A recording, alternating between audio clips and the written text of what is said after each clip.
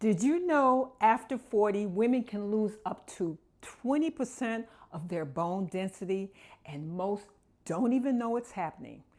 By the time you feel it, the damage is done. But here's what nobody's telling you. There's one plant-based food with 19 grams of protein per serving that actually fights back against menopause bone loss. And today I'm going to show you exactly how to cook it so it can taste incredible. So let's talk about what's actually happening inside your body right now. During perimenopause and menopause, your estrogen levels start to drop.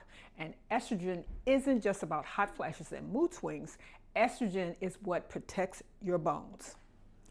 When estrogen drops, your body starts breaking down bone faster than it can rebuild it. That's how osteoporosis starts. And for women over 40, this is happening right now, whether you feel it or not. So what do most people say? Take a calcium supplement. And sure, calcium matters, but here's what they're missing. Without enough protein, your body can't even use that calcium properly. Protein is the foundation. It's the building block. You have to get enough protein, period. This is tempeh. Now, if you've never had tempeh, let me tell you what it is. It's fermented soybeans pressed into a block, and it's a powerhouse for women over 40. Here's why. Number one, 19 grams of protein. That's more than most plant-based foods, more than lentils, more than tofu. And your bones need that protein to stay strong. Number two, it's fermented. That means the nutrients are easier for your body to absorb. Better digestion, better gut health. And we know gut health is connected to everything during menopause. Number three, isoflavones. These natural plant compounds in soy that gently mimic estrogen in the body. So, when your estrogen is dropping, tempeh is giving your body a little bit of support, not a replacement, but a helper. And number four, calcium and magnesium, both critical for bone density, all in one food. So when I say tempeh fights back against bone loss, I mean it. This is not hype, this is nutrition. Now, let's go make some delicious tempeh. Let me show you how to make this taste so good, because let's be real, nobody's gonna want to eat something just because it's healthy. It has to be delicious. And this recipe, you're going to make it every single week. So I've got water here. I've got a quart of water. I'm gonna take and pour that. We're gonna make a brine. So starting out with a quart of water. I've got a cinnamon stick, couple of bay leaves, brown sugar, salt, couple of cloves, some peppercorn, mustard seeds, and ginger. So we're gonna mix this all together, and as soon as the salt dissolves and once it's cooled down, we're gonna put our tempeh in our dish here, and then we're gonna let that stay in the brine for at least an hour. I personally like it when it's set overnight. It really takes on the flavor because tempeh tends to be a little bland and a little bitter. So the brine will take care of all of that. And just a side note, tempeh can also be made out of soybeans and it is soybeans. It can be made out of lentils and black beans. So there are different types of tempeh, and if you can't stomach if you can't do soy for whatever reason, there are some alternative ways you can get it in. All right, not as much protein, but still good for you. All right, okay, so now our tempeh has been marinated overnight. Now we're gonna make the glaze, and this is gonna really make it pop. So I've got some coconut aminos, maple syrup,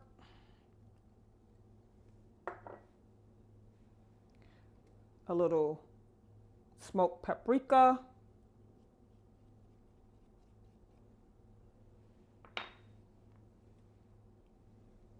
apple cider vinegar,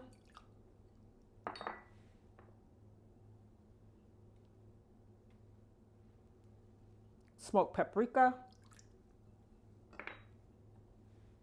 little pepper, Dijon mustard,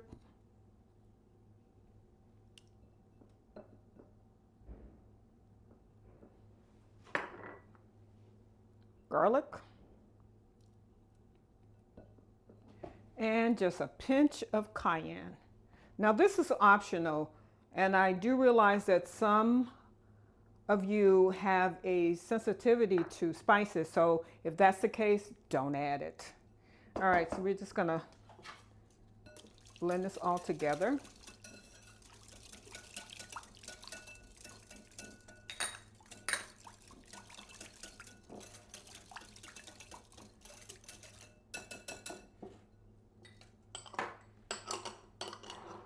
Okay, so now we're gonna slice up our tempeh, which has been marinating overnight.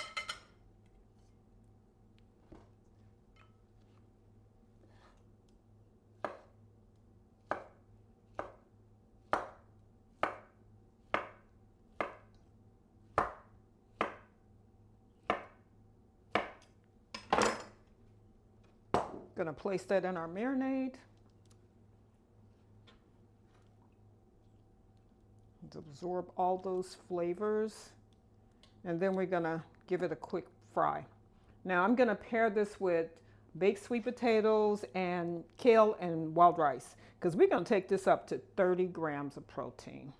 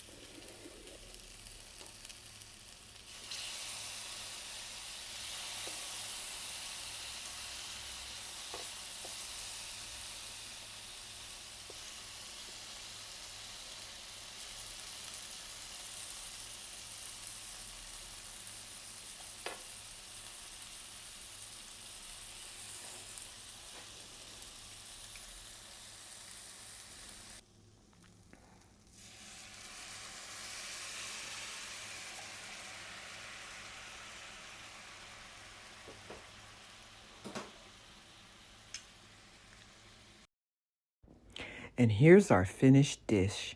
High protein maple glazed tempeh paired with kale, which is high in vitamin K, sweet potatoes, which provide beta carotene, and wild rice, which is also high in protein. So in total, we have close to 30 grams of protein. But before we dig in, time to work out. For our first exercise, we're going to be doing a squat with the kettlebell. Back straight, feet shoulder width apart, come down as far as you can, and then back up. What I like about the squat is it works the entire body, so you're stimulating every muscle fiber in the body. Works everything. Love it. So we're going to do 10 reps, 3 sets. Now, if you aren't able to do a squat freestyle, you can also squat from a bench. And that way you're using body weight, which works just as well. But eventually, I want you to move up to weight. And it's called progressive resistance exercise because you're going to be progressively introducing more weight to your workout. The more weight you use, the stronger your body will get. Now for our next exercise, we're going to be doing bicep curls with our resistance band. So I want you to take and place the band underneath your feet, Bring your feet shoulder width apart. Bring your arms straight up and squeeze those biceps at the top. The thing I like about resistance bands are you can work out at home. So there's no excuse for you not to work out. Keep in mind, it's called progressive resistance exercise for a reason, because you're going to be steadily moving up in your weights so that you can get stronger, get those muscles strong, get those bones strong. You can also work with dumbbells. So this is a dumbbell curl, working the biceps, of course, as well.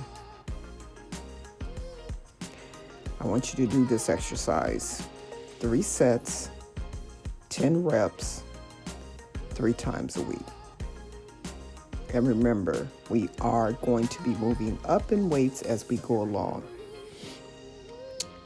All right, there you have it, family.